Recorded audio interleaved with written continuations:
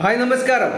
ഇനി കോട്ടയത്തിന്റെ സങ്കടങ്ങൾക്ക് മേൽ സാന്ത്വനം വെച്ച് കിട്ടാൻ മദർ തെരേസയുടെ പിൻഗാമികൾ ഉണ്ടാകില്ല.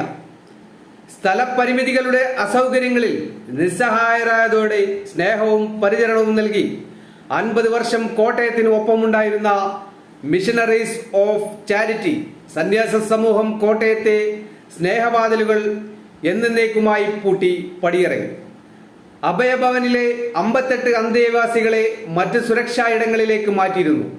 ഇതോടെ 1974 മദർ തെരേസ കോട്ടയത്ത് നേരിട്ടെത്തി കീഴ്ക്കുന്നിൽ തുറന്ന അഭയഭവനത്തിലാണ് പൂട്ടുവീണത്. ആയിരക്കണക്കിന് പേർ അഭയവും സംരക്ഷണവും നൽകി കോൺവെന്റിൽ നിലവിലെ 8 സന്യാസിനിമാർ വെള്ളിയാഴ്ച രാവിലെ യാത്രയായി. അഭയഭവൻ നടത്താനായി നൽകിയ കെട്ടിടത്തിന്റെ താക്കോൽ വിജയപുരം രൂപതയ്ക്കും കോൺവെന്റിലേത് ഉടമസ്ഥർക്കും കൈമാറി. അഭയഭവന് മുന്നിലെ രൂപക്കൂട്ടിലെ മദർ തെരേസയുടെ രൂപവും എടുത്ത് ഒരു പരസ്യ യാത്ര പറച്ചിൽ കൂടി ഒഴിവാക്കിയാണ് മടക്കം. ആരോടും ഒന്നും പറയാനില്ല. ഫോണിൽ ബന്ധപ്പെട്ടപ്പോൾ ഒറ്റവാക്കിൽ അവർ പറയുന്നു, എനിക്കിപ്പോൾ 50 വയസ്സ്. ഞാൻ ജനിച്ച വർഷമാണ് മദർ എത്തി എന്റെ വീടിന് തൊട്ടു ചേർന്ന് അഭയഭവനം തുടങ്ങിയത്. അന്നൊക്കെ അയൽപ്പക്കക്കാർക്ക് വലിയ ദാരിദ്ര്യമാണ്. അവർ ഞങ്ങൾക്ക് ഭക്ഷണവും വസ്ത്രവും മരുന്നും തന്ന് ചിത്രകാരനും നാട്ടുകാരനുമായ സിബി പീറ്റർ പറയുന്നു. പകർച്ചവ്യാധി ഉൾപ്പെടെ ഏതുതരം അസുഖം ബാധിച്ചവരെയും ശുശ്രൂഷിച്ച് സ്കൂൾ കുട്ടികൾക്ക് ബിസ്ക്കറ്റ്, മെയ്സ്, ഉപ്പുമാവും വയർ നിറച്ച് നൽകി. വീട്ടമ്മമാരെ തുന്നൽ പണി പോലുള്ള ജോലികൾ പരിശീലിപ്പിച്ചു.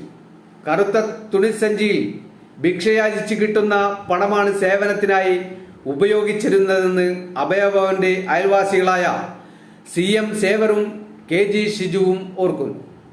കോട്ടയത്ത് ആദ്യമായി മദർ തെരേസ എത്തുമ്പോൾ കൊൽക്കത്തയിലെ ആശ്രമത്തിന് സമീപം താമസിച്ചിരുന്ന റബ്ബർ വ്യാപാരി കഞ്ഞിക്കുഴി പാറമേൽ PM ജോസഫിന്റെ വീട്ടിലുമെത്തി.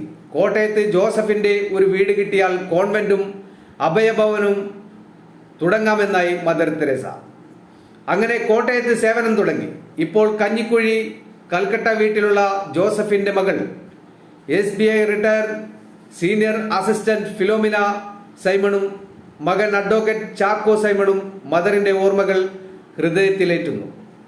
കൊൽക്കത്തയിലെ കുട്ടിക്കാലം മുതൽ മദറുണ്ടായിരുന്ന ബന്ധം അഭയഭവനിലൂടെ ഫിലോമിനയ്ക്കുണ്ട്. ചാക്കോയുടെ മകൻ 2 വയസ്സുകാരൻ സൈമൺ ചാക്കോ സൈമണിന്റെ 2 പിറന്നാളും ആഘോഷിച്ചത് അവർക്കൊപ്പമാണ്.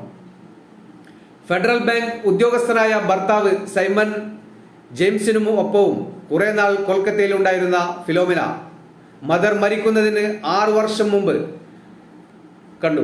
വിവാഹം കഴിഞ്ഞ് 9 വർഷങ്ങൾക്ക് ശേഷം മദർ പറഞ്ഞതനുസരിച്ച് പ്രാർത്ഥിച്ചു കിട്ടിയ ആദ്യ മകനെ അന്നേ മദറിനെ കാണിച്ചിരുന്നു.